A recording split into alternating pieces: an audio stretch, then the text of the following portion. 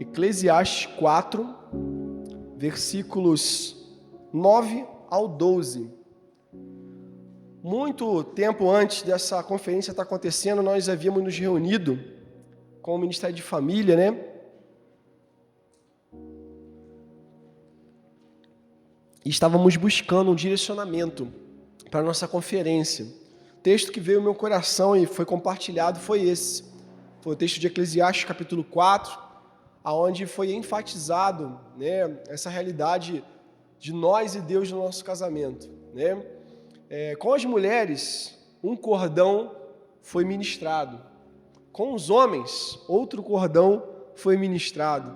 E agora, nesse momento, completando 3 palavras e uma palavra devocional direcionada ao terceiro e último cordão, que é nós com o Senhor. Deus no meio do nosso casamento, Deus em conjunto na nossa união, Deus sendo aquele que fortalece esse cordão, que é de 3 dobras e não se rompe com facilidade. Então, foi sugerido isso e eu queria falar hoje sobre quando o nosso coração se reforça, ok? Esse é o tema que eu queria deixar aqui para todos os casais presentes. E nós vamos ler aqui o texto de Eclesiastes que você já abriu. Se você quiser acompanhar na projeção, ele também vai ser colocado aí, você pode acompanhar, se assim te facilitar. O texto vai dizer assim, eu estou lendo a versão NVI. Melhor é serem 2 do que 1, porque tem melhor paga no seu trabalho.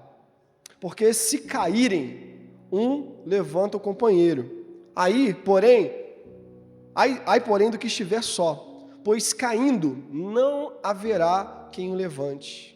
Também, se os 2 dormirem juntos, eles se aquentarão, mas um só, como se aquentará? Se alguém quiser prevalecer contra um, os 2 lhe resistirão. O cordão de 3 dobras não se rebenta com facilidade. Amém? Vamos orar? Se você quiser deixar sua Bíblia aberta, eu vou ser dispositivo e verei cada verso lido nessa reflexão. Mas eu queria orar mais uma vez. Vamos orar?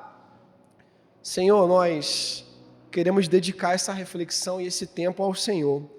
Pedimos, ó Pai, para que o Senhor nos ilumine, o Senhor nos capacite, o Senhor nos dê condições de entender tanto a nossa feminilidade como a nossa masculinidade e a nossa essência como casal. Trabalha nas nossas vidas, Senhor. Nós queremos que o nosso coração se reforce. Não, ó Deus, com técnicas ou com entretenimento, mas se reforce com a Tua presença. Então nos ajuda, Senhor, ilumina nossa mente, nos faz entender a Tua palavra. Nós pedimos a Tua capacitação para esse momento, em nome de Jesus. Amém.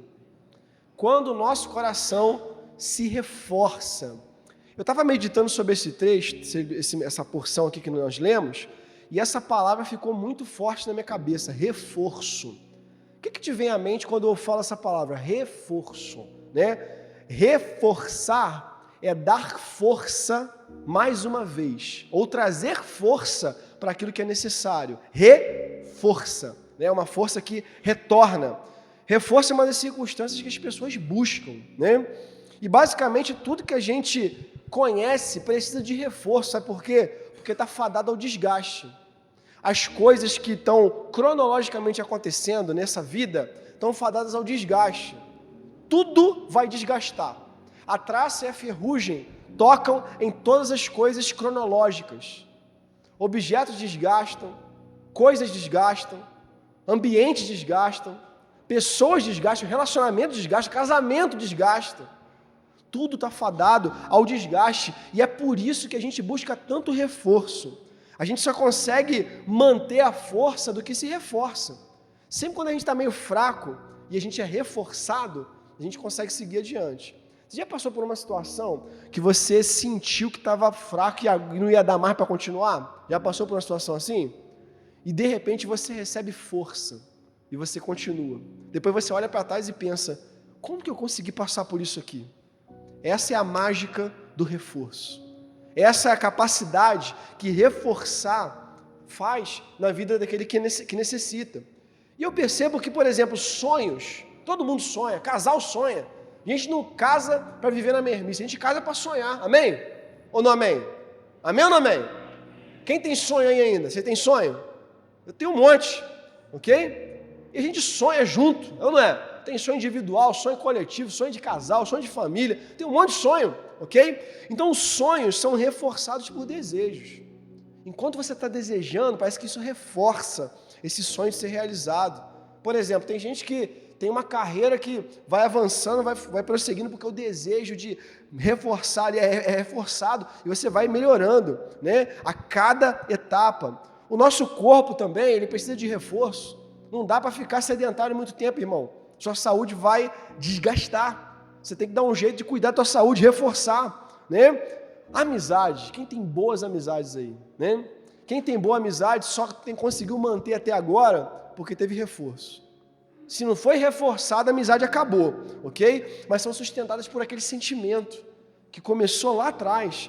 Mas é claro, casamento precisa de reforço, querido. Por quê? Vai desgastar, não importa quanto tempo. Existe desgaste que acontece imediato, tem desgaste que acontece só a médio prazo e tem desgaste que acontece a longo prazo. O fato é que casamento é uma das áreas que mais sofre com desgaste, porque não é um só, são dois. E já não basta a gente se desgastar sozinho, tem um outro do nosso lado para desgastar a gente. É ou não é?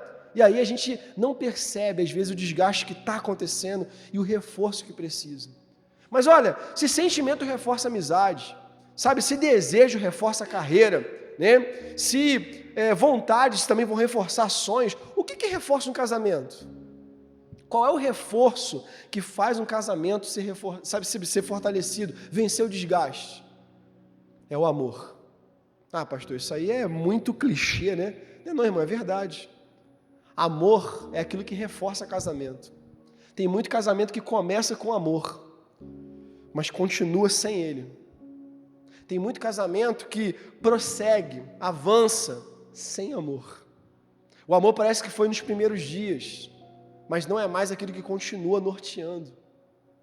Passamos muito tempo sob o mesmo teto, dormindo sob a mesma cama, às vezes compartilhando dos mesmos sonhos, mas parece que o amor não está mais ali e o desgaste que está lá.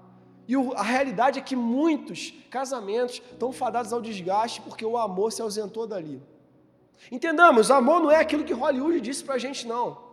Amor não é aquilo que o dorama mostra, sabe, na Netflix, não. Amor tem a ver com aquilo que a gente se sacrifica, com aquilo que a gente paga preço, com aquilo que a gente se importa, a ponto de dar nossa vida por isso. Isso é amor. E ciente disso, é importante a gente lembrar que reforçar não é um desejo, é uma necessidade. Ninguém reforça porque quer. A gente reforça porque precisa, é ou não é? Se você não precisasse de reforço, você não ia procurar reforço. Mas a gente só procura reforço quando precisa, certo?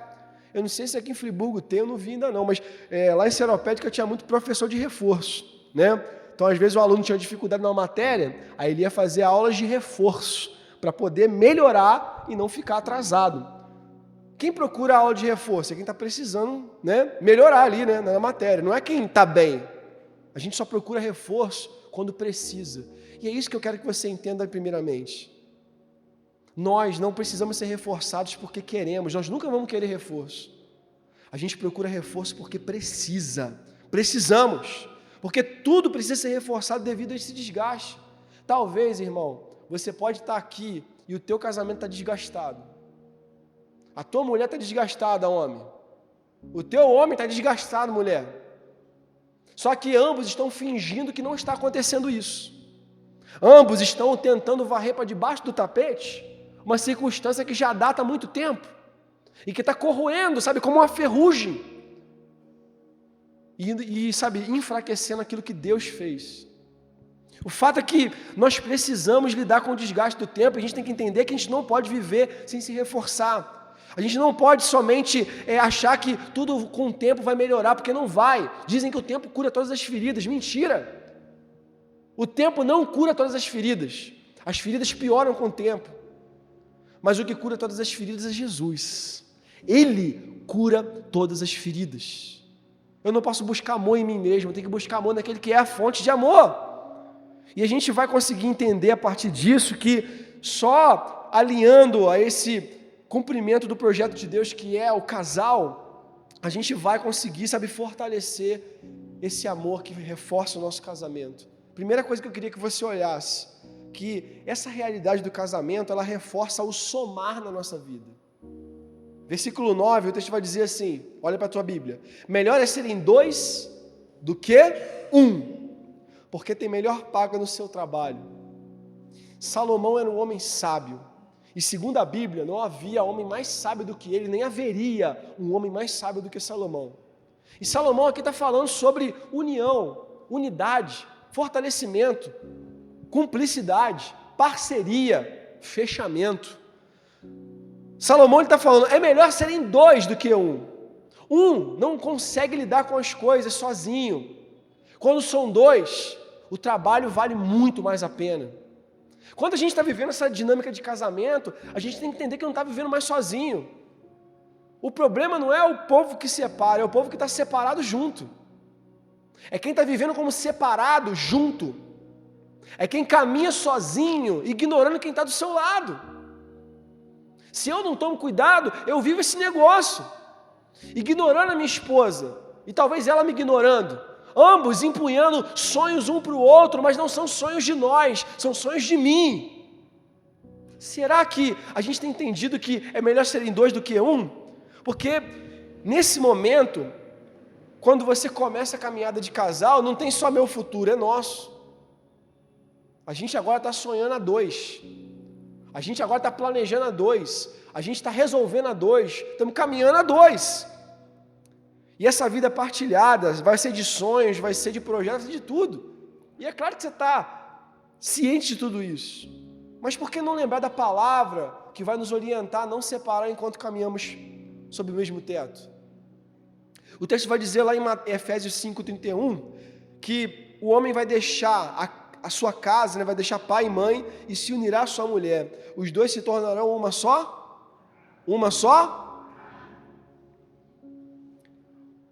O casamento reforça o somar, não subtrair ou dividir, mas o somar. Uma só carne não tem necessariamente a ver, com o corpóreo, mas o emocional, a caminhada espiritual, aquilo, que eu estou vivendo. Tem muita gente que é uma coisa dentro da igreja, mas é outra coisa em casa. Tem muita gente, que parece uma coisa aqui, mas é outra coisa longe daqui. E a gente precisa entender que uma só carne é a mesma coisa em todo lugar. Será que a bênção que você é aqui nessa conferência, você é também na semana que vem, que você vai estar em casa? Será que a bênção que você é, e todo mundo sabe aqui na igreja, você vai ser durante esse mês que vai correr aí? Você vai colocar em prática o que está sendo ensinado para você? Porque uma só carne é aquele que cuida de si mesmo. Tem a ver também com aquilo que a gente está construindo, não apenas materialmente, mas em todas as áreas. Malaquias capítulo 2, versículo 15, o profeta vai falar assim, não foi o Senhor que fez vocês? Em corpo e em espírito vocês pertencem a Deus. E por que um só? Porque ele desejava uma descendência consagrada. Portanto, tenham cuidado. Ninguém seja infiel à mulher da sua mocidade. O texto aqui enfatiza a questão, do homem ser fiel à mulher. Mas eu queria aproveitar a aplicação para também usar essa palavra para entender fidelidade em todos os sentidos. Tanto de lá para cá como de cá para lá. Fidelidade não tem a ver só com a questão conjugal, mas com os princípios que a gente votou lá no início do casamento. Quando a gente casou, a gente falou um negócio brabo lá, irmão. Falamos um negócio importante, sabia? Aquele negócio do saúde na doença, não é? Na pobreza e na riqueza. Lembra? Você lembra que você falou isso aí? Ih, pastor, faz tempo, mas lembra, irmão. Lembra que aquilo lá é voto. Ok? Vocês lembram?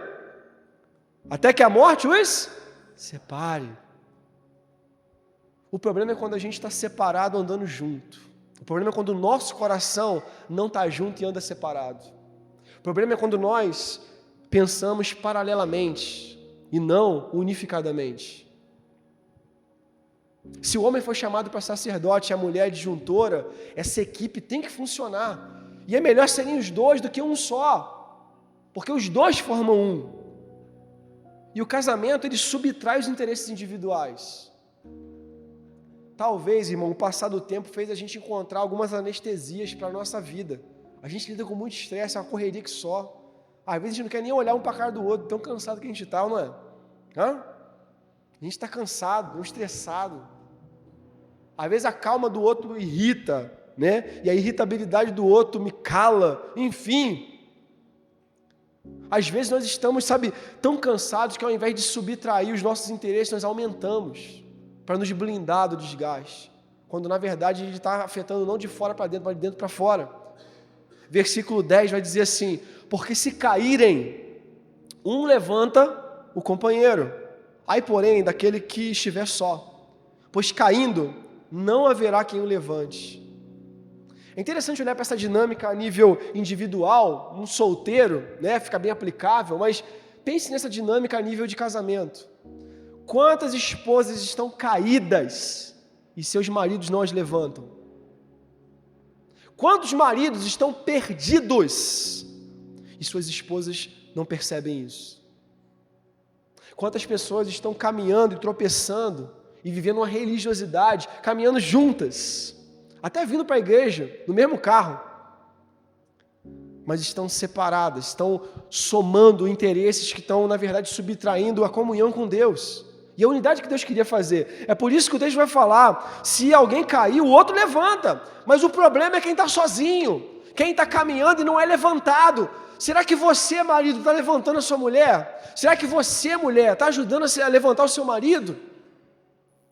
Será que vocês estão conseguindo ajudar um ou outro ficar de pé? Será que vocês têm conseguido ser um para o outro aquilo que Deus quer que vocês sejam? Precisamos pensar sobre isso nesse mundo tão doido, nesse mundo tão relativo, onde você pode escolher o que ser. A Bíblia diz o que devemos ser, mas o mundo diz que você escolhe o que deve ser.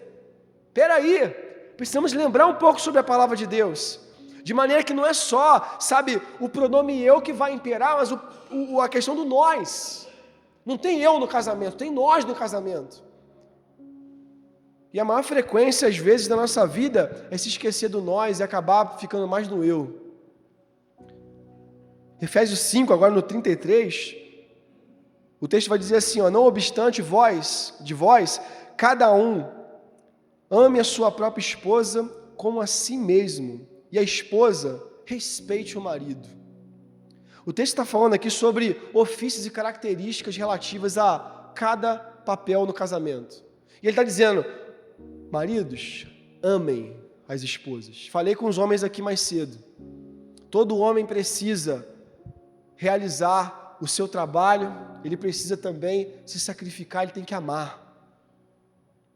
Homem, se você tá amando a sua esposa, ela está se sentindo amada por você, cuidada por você, esse é um questionamento que eu faço sempre.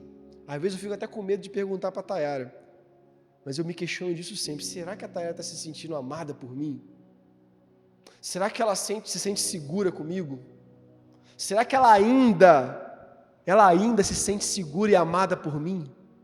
Porque os anos estão passando, amém? Oh, glória, amém, irmão. Aleluia! Não passei vergonha, amém? Mas às vezes precisamos pensar: será que as nossas esposas, homens, elas estão se sentindo ainda seguras conosco? Ou elas não têm para onde ir? Será que elas ainda se sentem amadas por nós, homens? Ou elas estão se contentando? Será que elas estão se sentindo protegidas, valorizadas, ou elas não têm para onde correr? Mulheres, vocês estão respeitando o marido de vocês? Respeitar não é dizer sim, senhor. Respeitar é entender o papel dele. É entender que ele tem autoridade, que ele tem, um ofício que Deus colocou para ele, direcionar a sua vida. Mas pastor, ele não está na posição dele, então ajuda ele, respeite.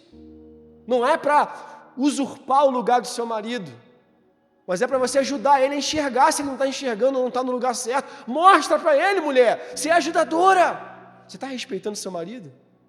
Ou prefere falar mal dele? Ou falar mal do marido dos outros? Né? Porque às vezes acontece em Seropédica, mas não acontece em Friburgo, né, irmão? Às vezes acontece no vizinho, mas não acontece na minha casa, né?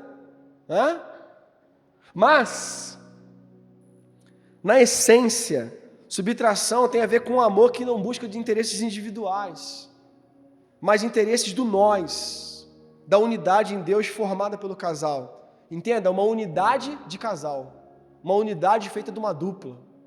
A dupla que é uma coisa só. Nesse sentido, a Bíblia fala para nós em 1 Coríntios 13, versículo 4, um texto que é muito lido em casamento e que provavelmente foi lido no seu casamento. 1 Coríntios 13, versículo 4 ao 7, o texto vai dizer assim: o amor é paciente, o amor é bondoso, ele não inveja, não vangloria, não se orgulha, não maltrata, não procura os seus interesses, não fala falsamente, não guarda rancor. O amor não se alegra com a injustiça, mas ele se alegra com a verdade. Tudo sofre, tudo crê, tudo espera, tudo suporta. O amor que tem que ter no nós, não no eu, tem a ver com isso daqui. Aonde tem Hollywood nessa leitura? Aonde tem romantismo? Isso aqui não tem nada de romantismo, isso aqui é guerra. É guerra contra o nosso ego, é guerra contra o nosso eu, é guerra, sabe, para abater, sabe, a nossa maldade. É guerra, sabe, para amar. Se você quer amar, você vai ter que guerrear. Guerreia pela mulher, homem. Guerreia pelo homem, mulher. Mas às vezes a gente guerreia um com o outro e não um pelo outro. Às vezes a guerra está um contra o outro, é um matando o outro, com palavras. E o texto está falando, o amor não guarda rancor, estamos rancorosos. Aí você lembra daquilo que você falou para mim? Aí rebobina 10 anos de casamento atrás, não é possível. Aí você, sabe, só pensa em você. Aí tem uma inveja e um interesse individual aí também. Tem aquele relacionamento tóxico que parece, você sempre foi assim, você nunca melhora. Parece que é um amor que se vangloria, sabe, na falha do outro. Um amor, sabe, que parece que não está sofrendo, não está crendo, não está esperando, não está suportando. Se você não está subtraindo seus interesses individuais, provavelmente você não está conseguindo sofrer pela tua esposa, pelo teu esposo. Você está suportando, assim, tolerando ele. Mas a Bíblia fala que o amor tudo sofre, o amor tudo crê, tudo espera, tudo suporta. Será que hoje você tudo sofre pelo teu casamento? Será que hoje você tudo crê pelo teu casamento? Será que você está esperando tudo em Deus pelo seu casamento? Será que você tem suportado pelo teu casamento? O fato é que casamento também reforça caminhar mútuo. É uma caminhada de lá para cá, mas também de cá para lá. Às vezes eu percebo que nós maridos queremos que as nossas esposas venham até nós. E as esposas também querem que nós maridos vamos até elas. Mas ninguém parece que percebe que essa caminhada é mútua, é ida e volta. E brigamos, nos desentendemos, nos desgastamos e varremos para debaixo do tapete aquilo que não queremos resolver. Mas Deus quer que a gente resolva as coisas aqui. Deus quer que o nosso casamento seja espelho. Deus quer que a nossa vida seja ministrativa. E para isso acontecer, a gente precisa reforçar essa caminhada mútua. O texto vai falar no versículo 11, você pode acompanhar na sua Bíblia para você não dormir, que também se dois dormirem juntos, eles vão se esquentar. Mas se um só dormir sozinho, como que ele vai se esquentar? Irmão, coisa boa é dormir de conchinha, aleluia. Amém, irmão? É bênção, não é? É bênção de casado, irmão. Amém? Coisa boa, né? E aqui em Friburgo é melhor, irmão. Que faz frio. Lá embaixo tinha que ter 5 ventiladores para conseguir. Mas aqui é mole, aqui é tranquilo fazer isso. Mas é interessante essa questão, né? Como que o corpo ele consegue esquentar o outro. E como que isso para o casal é importante. O calor compartilhado. O calor que é dividido. O calor que é compartilhado com aquele que está sentindo frio. E agora os dois são uma temperatura só. Quantas vezes, sabe, as pessoas estão do nosso lado frias. geladas, desanimadas, e nós não conseguimos esquentar o coração delas com palavras, com ações, com o nosso jeito. Pelo contrário, o que sai de nós é só veneno, é só palavra de maldição, é só amargura, é só rancor. E ainda nos achamos homens e mulheres de Deus, porque o outro está ouvindo o que merece, porque plantou isso aí, está colhendo, né? Eu vou te dizer quem está te inspirando, é a tua carne, não é a palavra de Deus, não é Jesus. Mas a realidade é que esse caminhar mútuo é um caminhar com integridade, não é com facção, não é com divisão, é tornar o coração de ambos leve diante das diferenças. É também, trabalhar em equipe. Cada um faz a sua parte, vamos lá. Quantas mulheres, eu falei isso com os homens aqui, vou falar agora, homens, na presença das mulheres, para elas saberem que vocês ouviram isso daí. Vocês estão lascados, que elas vão cobrar isso de você, porque eu vou falar agora. Então, quantas mulheres estão sobrecarregadas em suas casas? Porque os homens estão ausentes. Ah, mas eu trabalho muito. Quem mandou casar? Você é responsável pela tua mulher, filhão. Você devia estar trazendo a presença de Deus para ela, não ela para você. Quantas mulheres estão, sofrendo, psicossomatismos, doenças, emocionais, por causa da nossa ausência de homem.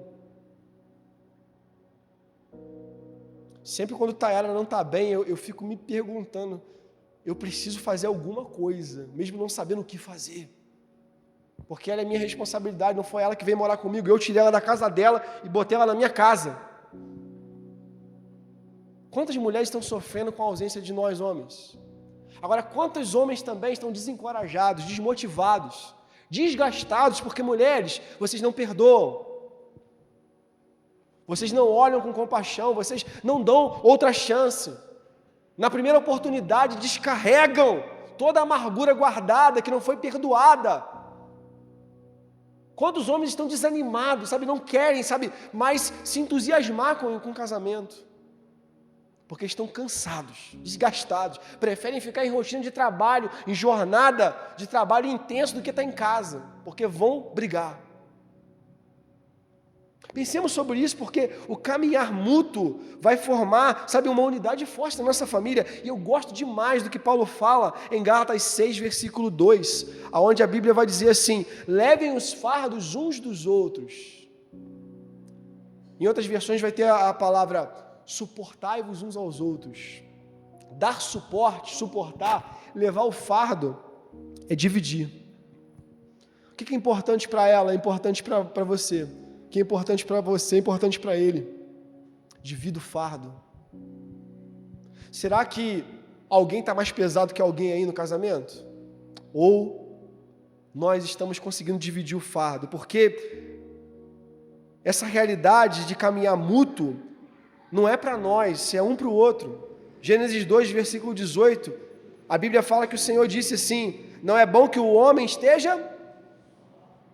Eu farei para ele alguém que o auxilie e lhe corresponda. Como a mulher corresponde ao homem, o homem vai corresponder à mulher. É uma unidade perfeita, Deus não errou. Estão querendo destruir o casamento, estão querendo destruir a unidade, do casal. Estão querendo colocar, sobre a nossa cabeça a perspectiva de casamento é o que você quiser. Mas não, querido, casamento é o que a Bíblia diz. E se a Bíblia fala que um complementa o outro e alguém não está complementando, você está em pecado. Você está em pecado e você precisa mudar. Você precisa mudar. Enquanto tem tempo, muda. Enquanto tem tempo, caminhe. Porque reforçar vai ser desenvolver essa unidade. Versículo 12, o texto vai dizer: se alguém quiser prevalecer contra um, os dois lhe resistirão. Que coisa maravilhosa. É quando alguém, vai atirar contra um e o outro entra na frente. Em filme acontece muito isso, né? Já viu? A pessoa vai levar um tiro, a outra pula na frente, pá, toma um tiro pela outra. Já viu? Já viu essas cenas aí? Né? Você tomaria um tiro pela mulher que você está vivendo? Você tomaria um tiro pelo homem que você está vivendo? Você defende aquele que está com você ou você só sabe ver defeito, só sabe ver problema? Você vê alguma coisa de bom? Se você vê alguma coisa de bom, esse reforçar aí está gerando unidade. Os dois são um. Agora, se você só vê coisa ruim, não tem unidade, irmão. Você está sozinho, você está sozinha. E não percebeu isso. Quanto tempo você está casado? Se você só vê problema, não vê coisa boa, você está separado e não percebeu. Só que a Bíblia nos convida a uma unidade. Nesse tempo de fraqueza, de individualismo, desenvolver essa unidade é sair, sabe, de uma vida superficial para mais profundidade. Parece que a nossa conversa hoje é resumida a isso aqui, ó. É capaz de daqui a pouco a gente estar falando com a nossa esposa ou o nosso esposo pelo WhatsApp, sendo que a gente está um do lado do outro na cama. Teve gente que riu aí, toma cuidado, irmão.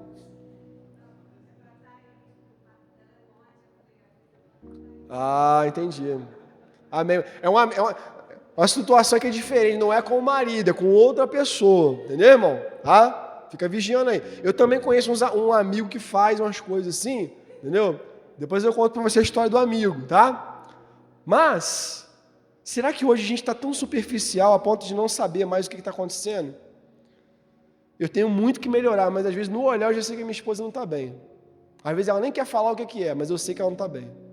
Conheço.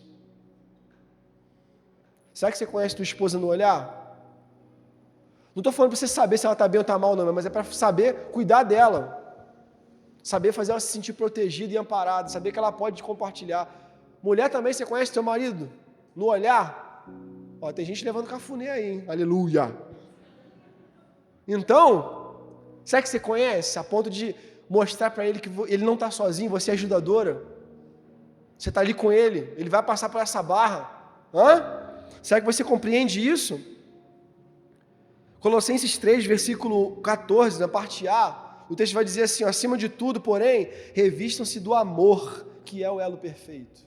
Revestir aqui, a palavra grega tem a ver com vestir, no sentido de colocar uma armadura. Revistam-se. Acima de tudo, coloca a armadura do amor, que é o elo da perfeição. Como eu disse, o que reforça casamento é amor. Se você não está conseguindo botar essa armadura, irmão, tu está vulnerável, vai levar teco de tudo quanto é canto. O diabo vai atacar a tua esposa, as trevas vão atacar o seu marido, vai ter esfriamento, vai ter um monte de problema, não está tendo amor, o que está acontecendo? Amor a Deus, amor a um ao outro, vai ter guerra, irmão, toma cuidado, pode estar acontecendo algo e você não está percebendo, olhe para isso. Porque unidade não é uma individualidade, é uma segregação, é reforço, é unificar, é lembrar do outro com importância. Às vezes a gente lembra um do outro só para executar a tarefa. Por que isso aqui não está feito? Por que você não vai fazer isso aqui? Por que você não é isso? Por que você não faz aquilo?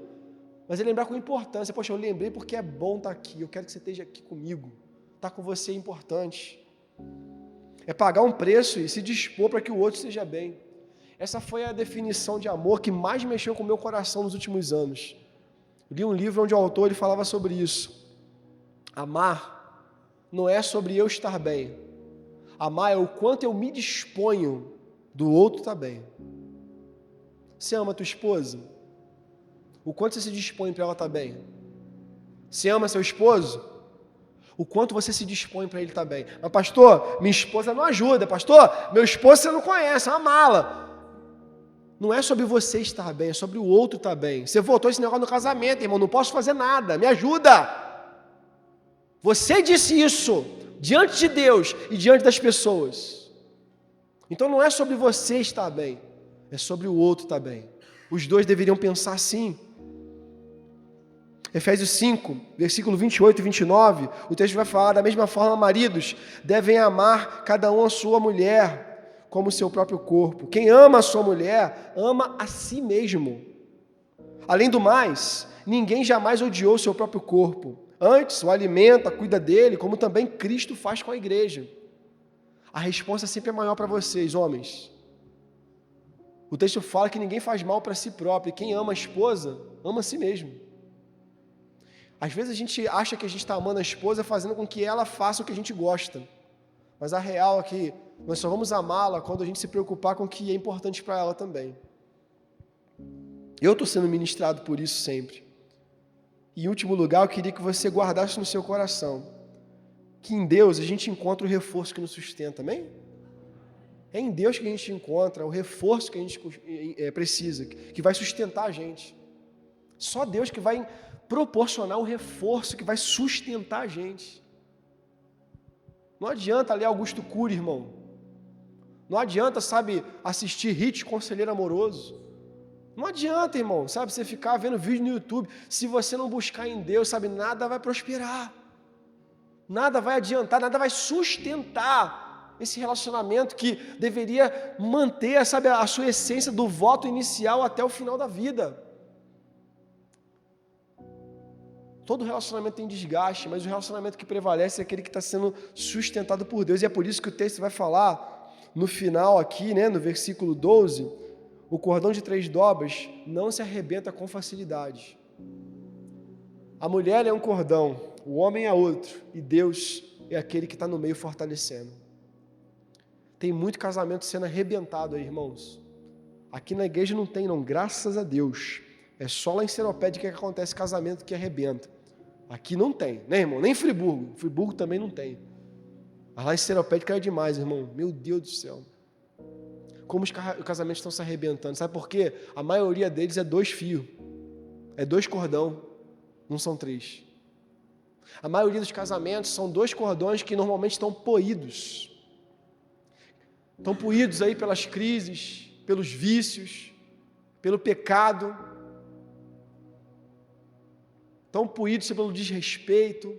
Estão poídos, sabe, pela pornografia. Estão poídos pela infidelidade.